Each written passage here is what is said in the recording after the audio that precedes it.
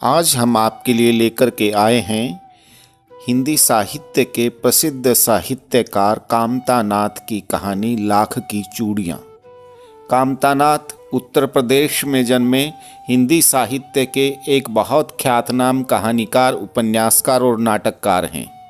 कहानी लाख की चूड़ियाँ में 3 पात्र हैं। एक नायक बदलू, लेखक स्वयं और नायक बदलू की पुत्री रज्जो। इस कहानी में महानगरीकरण यानी शहरीकरण के कारण लोगों के व्यवहार, विचार, चिंतन और व्यवसाय में आए गए परिवर्तनों को बहुत सूक्ष्म दृष्टि से विवेचित किया गया है। तो सुनते हैं लाख की चूड़ियाँ। सारे गांव में बदलू मुझे सबसे अच्छा आदमी लगता था। वह मुझे सुंदर सुंदर लाख की गोलियां बना कर देता था। मुझे अपने मामा के गांव जाने का सबसे बड़ा चाव यही था कि मैं जब वहां से लौटता था तो मेरे पास ढेर सारी गोलियां होती, रंग बिरंगी गोलियां जो किसी भी बच्चे का मन मोह लें। वैसे तो मेरे मामा के गांव का होने के कारण मुझे बदलू को बदलू मामा कहना चाहिए था, परंतु मैं उसे बदलू मामा ने कहकर बदलू काका कहा करता था, जैसा कि गांव के सभी बच्चे उसे कहा करते थे। बदलू का मकान कुछ ऊंचे पर बना था। मकान के सामने बड़ा सा सहन था जिसमें एक पुराना नीम का वृक्ष लगा था। उसी के नीचे बैठकर बदलू अपना काम किया करता था। बगल में भट्ठी दहकती रहती जिसमें वह लाख पिघलाया करता। सामने एक लकड़ी की चौखट पड़ी रहती जिस पर लाख के मुलायम होने पर वह उसे सलाख के समान पतला करके चूड़ी का आकार देता। पास में 4-6 विभिन्न आकार की बेलन नुमा मुंगेरियां रखी रहती जो आगे से कुछ पतली और पीछे से मोटी होती। लाख की चूड़ी का आकार देकर वह उन्हें मुंगेरियों पर चढ़ाकर गोल और चिकना बनाता और तब एक एक कर पूरे हाथ की चूड़ियां बना चुकने के पश्चात वह उन पर रंग करता। बदलू यह कार्य सदा ही एक मचिए पर बैठकर किया करता था जो बहुत ही पुरानी थी। बगल में ही उसका हुक्का रखा रहता जिसे वह बीच बीच में पीता रहता। गांव में मेरा दोपहर का समय अधिकतर बदलू के साथ बीतता। वह मुझे लला कहा करता और मेरे पहुंचते ही मेरे लिए तुरंत एक मचिया मंगा देता। मैं घंटों बैठे बैठे उसे इस प्रकार चूड़ियां बनाते देखता रहता। लगभग रोज ही वह 4-6 जोड़े चूड़ियां बनाता।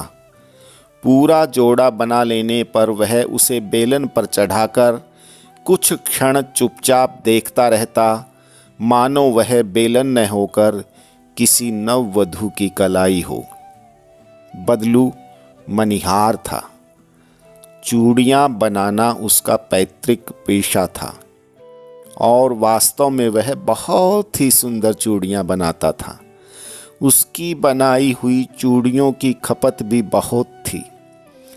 उस गांव में तो सभी स्त्रियां उसकी बनाई हुई चूड़ियां पहनती ही थी। आसपास के गांवों के लोग भी उससे चूड़ियां ले जाते थे, परंतु वह कभी भी चूड़ियों को पैसे से बेचता न था। उसका अभी तक वस्तु विनिमय का तरीका था और लोग अनाज के बदले उससे चूड़ियां ले जाते थे। बदलू स्वभाव से बहुत सीधा था। मैंने कभी भी उसे किसी से झगड़ते नहीं देखा। हाँ, शादी विवाह के अवसरों पर वह अवश्य जिद पकड़ जाता था। जीवन भर चाहे कोई उससे मुफ्त चूड़ियां ले जाए, परंतु विवाह के अवसर पर वह सारी कसर निकाल लेता था। आखिर सुहाग के जोड़े का महत्व ही और होता है। मुझे याद है मेरे मामा के यहाँ किसी लड़की के विवाह पर जरा सी बात पर बिगड़ गया था और फिर उसको मनाने में लोहे लग गए थे। विवाह के इसी जोड़े का मूल्य इतना बढ़ जाता था कि उसके लिए उसकी घरवाली को सारे वस्त्र मिलते, ढेरों अनाज मिलता, उसको अपने लिए पगड़ी मिलती और रुपए मिलते सो अलग। यदि संसार में बदलू को किसी बात से चिढ़ थी तो वह थी कांच की चूड़ियों से।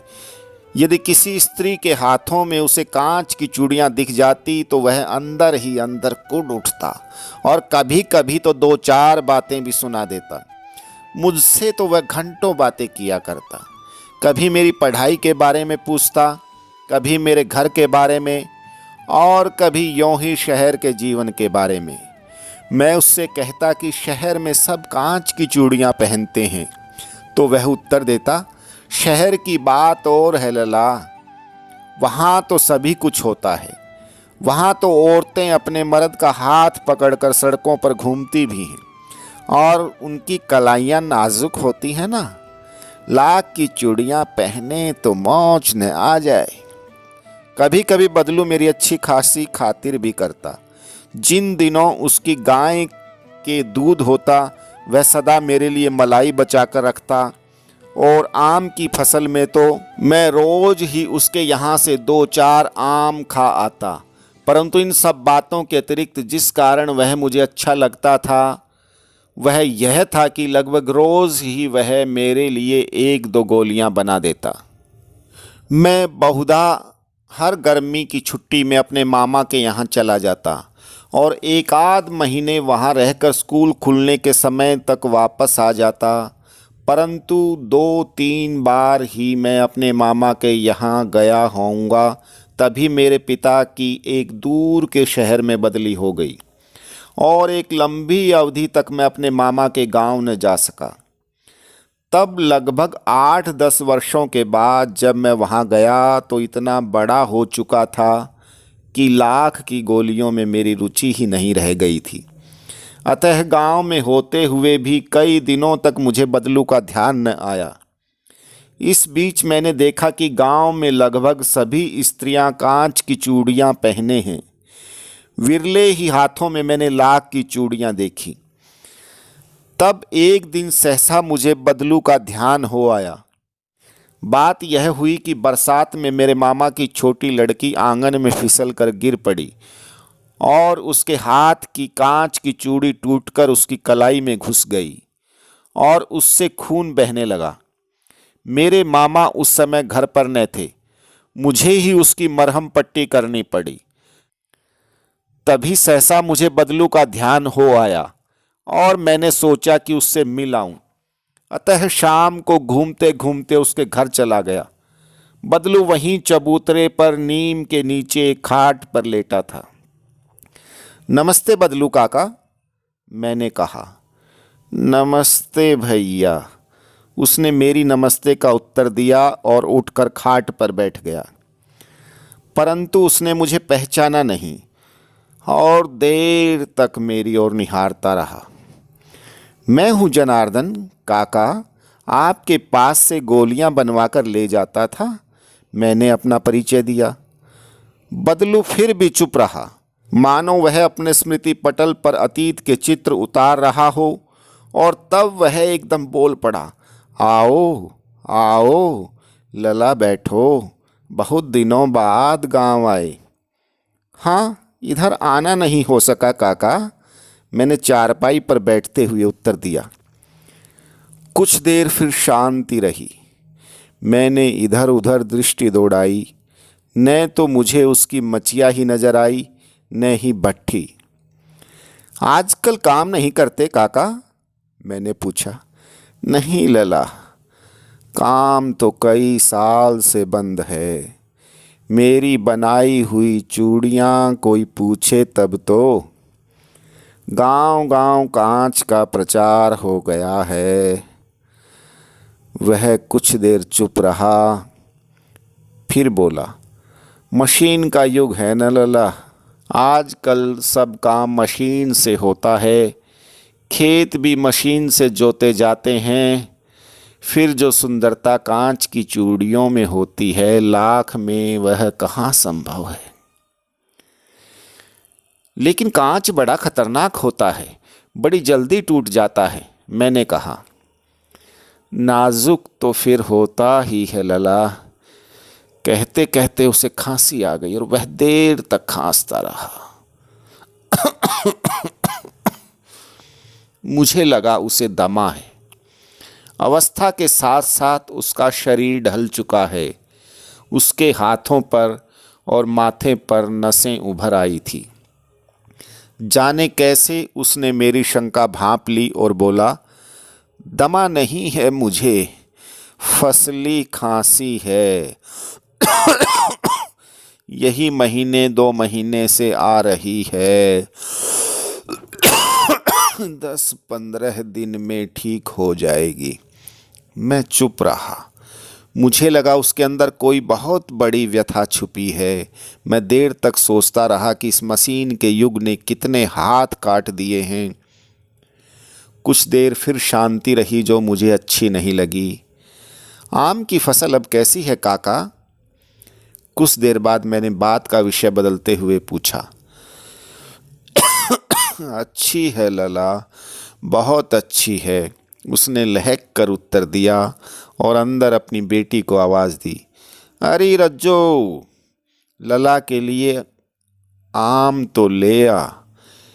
फिर मेरी ओर मुखातिब होकर बोला, माफ़ करना लला, तुम्हें आम खिलाना भूल गया था।